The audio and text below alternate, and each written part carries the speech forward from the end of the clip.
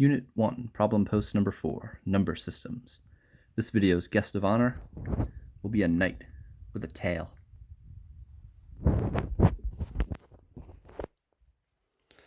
Okay, so first we need to explain why the square root of 5 is irrational. So this is just a basic starting question here. So we know the difference between a rational number and an irrational number. A rational number is one that can be expressed as the ratio of integers, like a fraction of whole numbers, either positive or negative, and an irrational number cannot be represented in such a way. So let's take a look at the square root of 5, and we get this long decimal here. We can also tell rational versus irrational by a decimal. If it's a rational number, it will either have a terminating decimal, meaning it's finite, it stops somewhere, or if it does go on forever and ever, we would say it's infinite, it would have to have some kind of pattern. Looking at this decimal, we see, well, there's no kind of pattern here, and it goes all the way to the end of the calculator. It's taking up all the room here that the calculator can handle. So this is an infinite decimal without a pattern, leading us to believe this is an irrational number. We can try and confirm this by trying to convert this into a fraction. So we're going to hit math, and option 1 says to fraction. And we can try and convert it to a fraction, but look at that, the calculator can't do it. So if the calculator fails to put it into a fraction form, that just confirms that no way this thing is rational, it has to be an irrational number. So I'll say the square root of 5 is equal to 2.236, blah, blah, blah. It's infinite decimal with no pattern. No pattern. So infinite decimal with no pattern, definition of irrational. We could also use the other definition that it cannot be expressed as a fraction of integers, a ratio of integers. I'm going to use that other definition a lot more during this problem post, but this is kind of the definition that we're used to maybe from middle school. Hal says that the square root of 1/2 is rational because there is a fraction. Is he correct? Well, up here we were just talking about how if you have a ratio of integers or a fraction of integers, that means it's a rational number. But this isn't just a ratio of integers. We're taking the square root of a ratio of integers.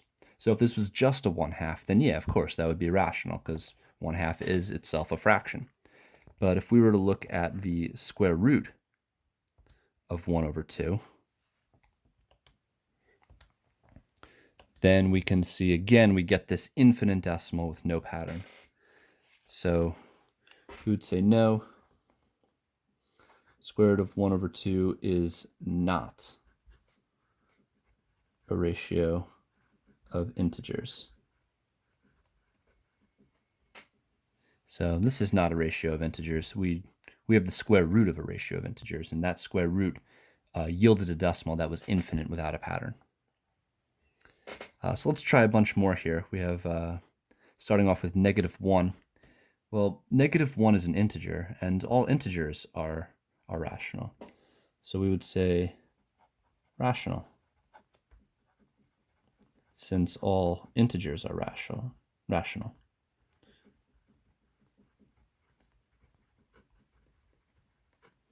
Also note that this -1 is the same thing as -1/1, and that 1/1 is a ratio of integers. So that's how we could express it as such. Part B, this says 7/2. Well, this is itself a ratio of integers. This is exactly what our definition wants it to be. So this will be rational, since 7/2 is a ratio of integers.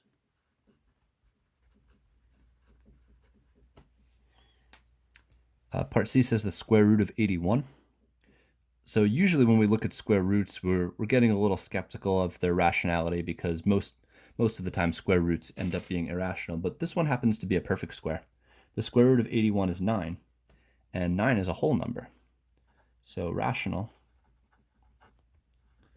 since all whole numbers are rational.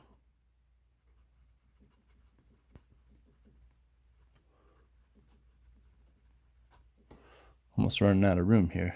Rational, since all whole numbers are rational. Part D, 0.434. This one is rational because this decimal terminates. So if our decimal has an end to it, if it stops somewhere, that means it's rational.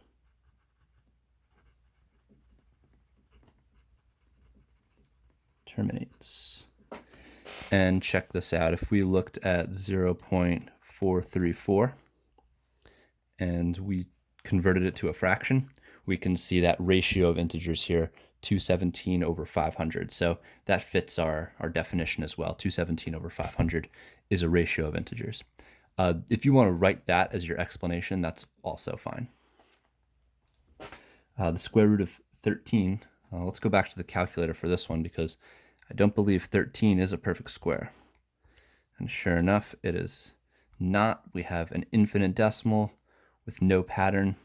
And if I tried to convert it to a fraction, it can't be done. So we'll say irrational, since it cannot be a ratio of integers. Oh man, we got to squeeze in integers right here. Let's see. Integers, got it. Okay, so square root of 13 cannot be represented as a ratio of integers.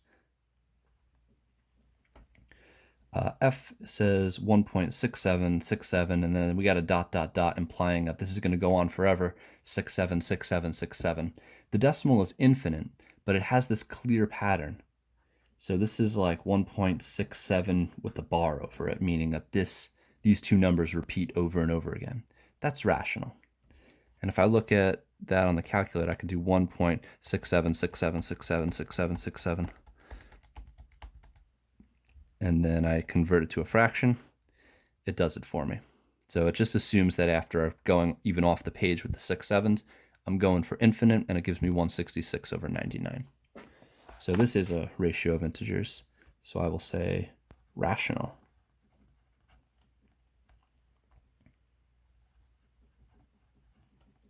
Since it's a ratio of integers.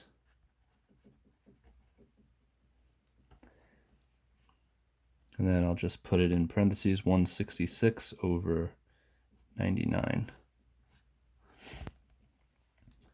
Okay, and then we have our classic example of pi. Everyone knows pi is irrational. Pi is 3.1415926 something something something. So it goes on forever. It doesn't have a pattern. It is our classic example of an irrational number.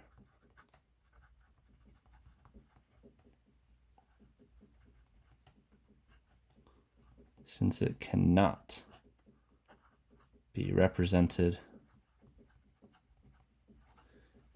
as a ratio.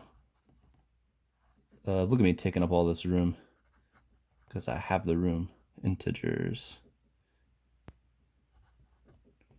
All right, so again, if we use our calculator, we put pi, we get this decimal, 3.159265, and then we try and go to a fraction. Can't do it. Not able to. Can't be represented as a fraction, therefore it's got to be irrational.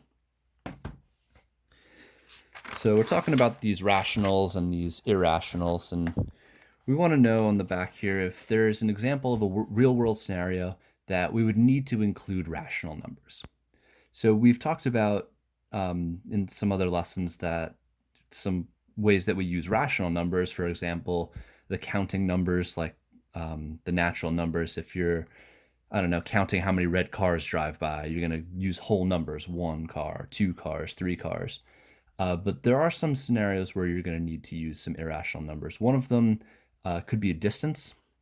Let's say we have this distance from point A to point B. So let's say distance. So this line here from A to B, it's continuous. It includes all these numbers. So if we have point A, this is 0 distance away, and B could be, I don't know, maybe 1 distance away. We have all the numbers between 0 and 1. There's infinitely many numbers between 0 and 1. And in fact, if you tried to count them all, you couldn't, because every time you pick two numbers, you can always find a number in between them and a number in between them. And notice that my decimals are going out further and further. I can't even fit anything else in there. But you can land on some irrational amount of distance. Maybe you slide an object across the floor, and this object goes and goes and goes, and this is 1, and maybe between 1 and 2 there's the square root of 2, and maybe this object falls to rest at the square root of 2 distance away from point A. Also time, that could be another one. You can have an irrational amount of time. Let's say you throw an object up into the air and you want to keep track of how long it's been up in the air. By the time it hits the ground, it doesn't always have to be a whole number or a fraction even. It could be an irrational amount of time, like the square root amount of 2, square root of 2 amount of seconds, something like that. Some engineers need to work with irrational numbers. For example, if you're an engineer and you need to put together a speedometer for a car, well, pi is the ratio of a circle's circumference to its diameter.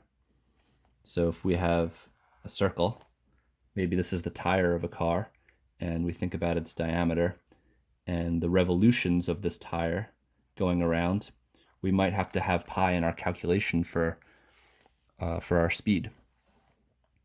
So irrational numbers come up all over mathematics, and it's important that we recognize them and know how to handle them when we see them.